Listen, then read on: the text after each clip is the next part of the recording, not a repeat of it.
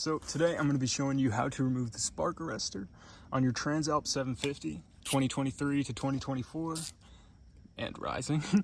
But yeah, super simple. We're going to be using an 8mm and a little ratchet wrench.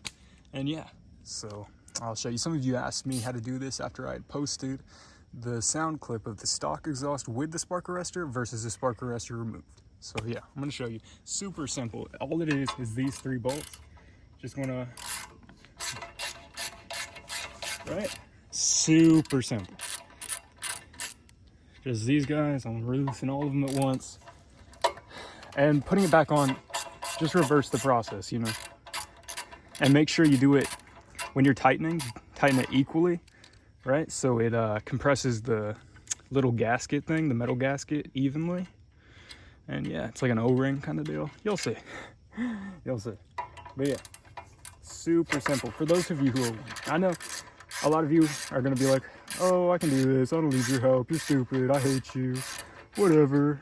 But, you know, it's not always so simple for everybody. But yeah, your spark arrestor should look like this. And I had mentioned, sorry, my boots are squeaking. I had mentioned a way to make it look kind of factory. So my idea was either if you want it to have the look of the spark arrestor, you cut it off right here, right after where you see this weld. Cut it off, use some maybe high heat paint. I think this is steel, might be, yeah, it's steel. Use some high heat paint on that if you want the tip to look like this. But if you're okay with having the larger tip right here, what I would do is sand this, take down this, sand this material and all this, probably using 220 grit, use some high heat primer and high heat paint and bake it on. You can either do that in your oven or on the bike itself.